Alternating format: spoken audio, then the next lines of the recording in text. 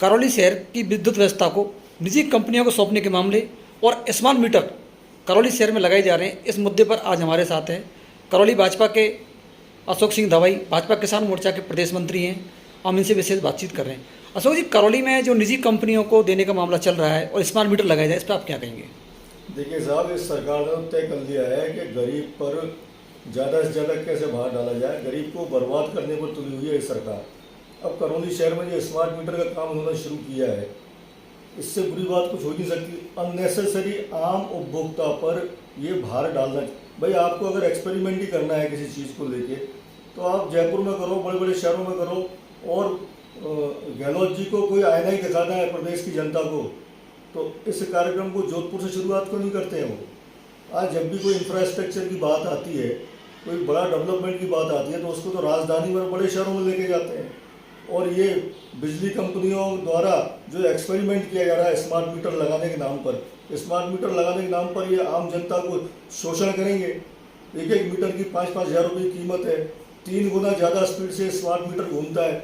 Bharatiya Janata party के 2017 के राज में इस तरह की कोई समीक्षा बैठकों में बिजली कंपनियों में प्रस्ताव रखा था, लेकिन जनता की भावना को समझते हुए भारतीय जनता पार्टी की उस समय की सरकार ने इसको निरस्त कर दिया। अब ये गहलोत सरकार इसको आम जनता, करौली जिले की आम जनता के ऊपर थोपना चाह रही है। हम इसका डटकर विरोध करेंगे। बहुत जल्द आम जनता जनार्दन से इकट्ठी करके, वार्ता करके और इसको आंदोलन का रूप देंगे। इसके लिए हम जितना ही बड़ा संघर्ष की आवश्यकता होगी संघर्ष करेंगे और इसका डटकर विरोध करेंगे। देखिए, करौली जो सिटी है ये बेहद गरीब एरिया है, पर लोग हैं, डांग क्षेत्र का इलाका है, तो लोगों की बिल्कुल कमर टूट जाएगी इस प्रकार का अगर आप लोग जागरूक नहीं होता। विनोद जी, आप देखिए 2 साल से इस जिले की जनता कोरोना की मार सहन कर रही है। आम आदमी बर्बाद है। यहाँ ज़्यादातर यहाँ एक सैंडस्टोन का काम था, सरकार की गलत नीतियों के कारण वो व्यापार भी चौपट हो गया। आज यहाँ का जो मजदूर है रोजी रोटी के लिए दूसरे बड़े बड़े शहरों में अपना जीवन यापन के लिए वहाँ मजदूरी कर रहा है, और उन मजदूरों पर ये स्मार्ट मीटर का भार अतिरिक्त थोप रहे हैं। मैं समझता हूँ ये तो बहुत ही गलत कदम है सरकार का, और हम तो इसका विरोध करेंगे, चाहे इसके लिए हमें कितना ही बड़ा आंदोलन करना पड़े। ये भी जानकारी सामने आ रही है कि स्मार्ट मीटर जो है काफ़ी तेज़ गति से दौड़ता है, बंद का भी रिचार्ज कर रहा है, इस बारे में भी लोगों के जो व्यूज आ रहे हैं वो यही आ रहे हैं कि ये पिछले मीटर की अपेक्षा 3 गुना 4 गुना ज़्यादा स्पीड से चलता है। बिना बिजली उपभोग के भी ये 1800 रुपये महीने का बिल बनाता है। अब बंद घरों के भी जब 1-1, 2-2 हज़ार रुपये का बिल आएगा। आज यहाँ बहुत ही मानिए कि मजदूरी किस्म का ज़्यादातर व्यक्ति यहाँ निवास करता है, जो बेचारा 300, 400, 500 रुपये की रोज़ की मजदूरी से अपना जीवन यापन करता है, और उस पर 5-5 हज़ार रुपये बिजली के बिल का ही अतिरिक्त भार थोपेंगे तो कहाँ जाएगा? पलायन को मजबूर होगा। गहलोत सरकार तो करौली के आम आदमी को यहाँ से पलायन करने पर मजबूर कर रही है स्मार्ट मीटर की इस पॉलिसी को लागू करके। अच्छा, इसमें जनप्रतिनिधियों की क्या भूमिका हो सकती है? जो चुने हुए जनप्रतिनिधि वर्तमान में हो या पूर्व में हो, उनकी क्या भूमिका रहेगी? जनप्रतिनिधियों को जनता की भावनाओं को समझते हुए आगे आकर जनता के साथ इसका विरोध करना चाहिए। इस पॉलिसी को यहीं की यहीं रुकवाना चाहिए। स्मार्ट मीटर के कार्यक्रम को बंद करवाना चाहिए।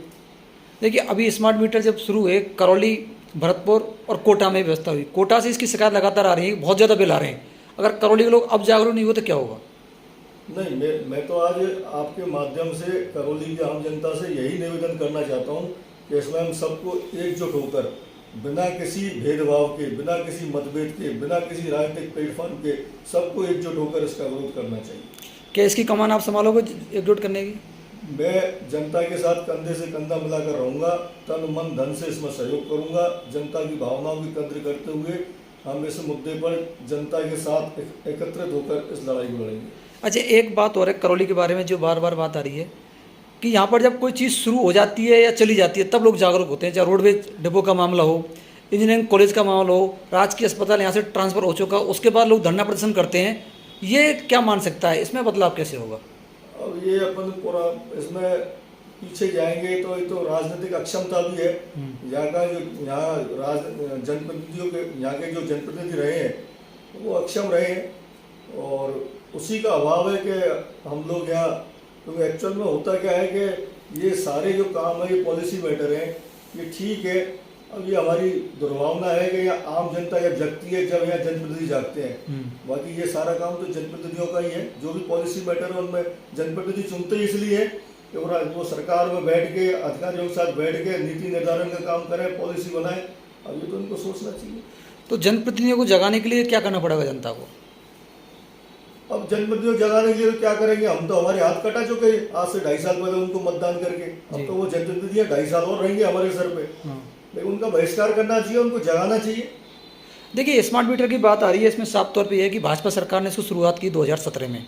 उस समय टेंडर भी इसके हो गए थे और अब कांग्रेस ने इसको पहले बंद कर दिया, फिर रिव्यू में लेके आए, अब कांग्रेस ने चालू किया है। ऐसा कुछ नहीं है। भारतीय जनता पार्टी के समक्ष बिजली कंपनियों ने अपना कोई प्रस्ताव रखा।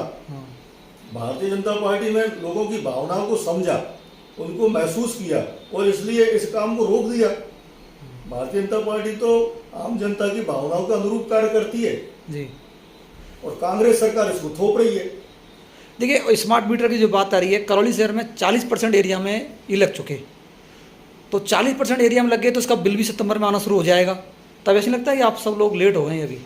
बिल्कुल सही बात है, हम जागने में हमने देरी कर दी है, लेकिन चलो देर से जागे, हम जागे तो सही। अब इसमें हमको इस लड़ाई लड़ना चाहिए और सबको एकजुट होकर इसका विरोध करना चाहिए। अब इस मामले में अशोक सिंह दवाई की क्या भूमिका रहेगी? मैं जनता जनार्दन के साथ हूँ। हाँ, जनता जनार्दन के साथ हूँ, बिल्कुल हम जनता के साथ रहेंगे और डट के उसका मुकाबला कब से देखने को मिलेगा कि आप लोग सड़क पे आए इस मामले में? बहुत जल्दी देखने को मिलेगा।